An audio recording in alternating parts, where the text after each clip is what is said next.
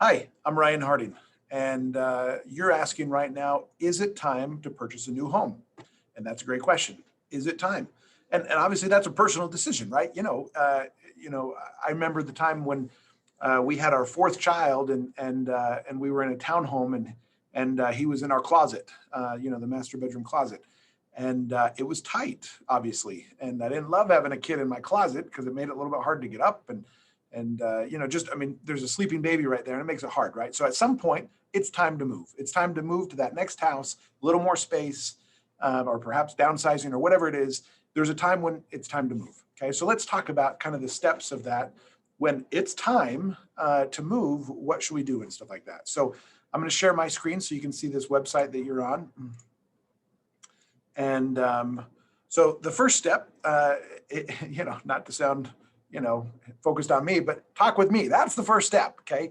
And the reason that's the first step is because unless you have cash for a home, you're going to need a loan. And if you're going to need a loan, you need to talk to me so we can talk about how to get that loan, how best to structure it, that kind of stuff, right? How much can you afford? And so that's the first step, is talking with me. If you're not quite ready to talk with me and you just kind of want to know, some general how much can I afford numbers, you click this link and that takes you to this web page right here.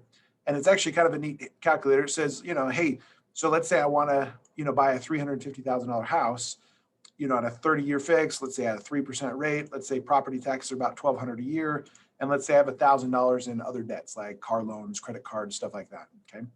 So then I push compute here and it tells me I need to be making about $68,000 a year in order to afford that $350,000 home. Okay. Now, obviously, if I were to take away, let's say I have zero debt, well, now I only need to make 42,000. Okay. So, you can kind of play with these numbers. If I was to get rid of some of my debt, or, maybe instead of 1,000, I only have 500. Well, obviously then my income doesn't have to be as high, or you can start playing with this number and saying, okay, hey, maybe I can go a little bit higher on that. Okay. So that's just kind of a nice calculator that gives you some basic numbers. It's not 100% accurate because there are certain programs that will actually go higher than the numbers I list here. So it just depends on what we do. It depends on what we do. Okay. So that's why I say, if you're serious about it, talk to me, because then we can kind of get more specific on your situation. If you're just generally looking for some numbers and information, it's a great calculator. Okay. Step two is to talk with a preferred realtor. I have some great realtors that I work with, and I highly recommend them. Okay. And realtors are great for many reasons. I won't go through this whole graphic here and stuff like that, but basically, there's a lot of pros to using a realtor, and I kind of list them right here as far as, why you want to work with one. Okay. Step three is to find a home. Okay. So once you've talked to me, got pre-approved, once you've talked to my agents and saying, okay, hey, let's go start looking at homes, that's the step, is to start looking for a home. Okay. So a lot of times the realtors you'll work with may have a site or may send you stuff and stuff like that, as far as homes and stuff like that. I think that's great, and that's what you should do, because they're the ones going to be helping you see that. If you're just kind of wanting to look on your own a little bit, this is a site that I recommend, utahrealestate.com. It's just a fairly generic website, but it gives you access to the homes that are available, and you can kind of see that. If you're wanting to find current statistics on the market, I think this is their blog. It's kind of interesting, just kind of shows you some data about the market. I also have a blog myself where I post relevant information all the time.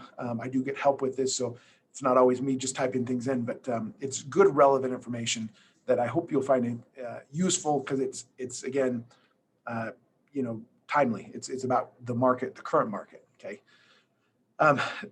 That same content that I post on the blog is also on my Facebook page. You can also just like the Facebook page and do it that way. Okay. Once you've found a home, you will make an offer, and depending on the market, this may be an easy process where there's lots of homes available and no issues getting it, or it might be a more difficult situation where you're making multiple offers and you're going over asking price. Okay.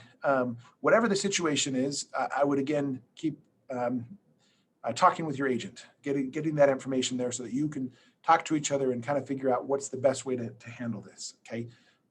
The other thing I would say is, know your must-haves, right? These are like really important things that you really want. Okay. And some other tips here also. Okay. Step 5 is once that offer is accepted, and you're going to be closing on that home. Obviously, that's when you come back to me. We get started on the loan, and we do that loan process. And then once that's done, then we're able to close on that home. You get the keys. You're done. Okay.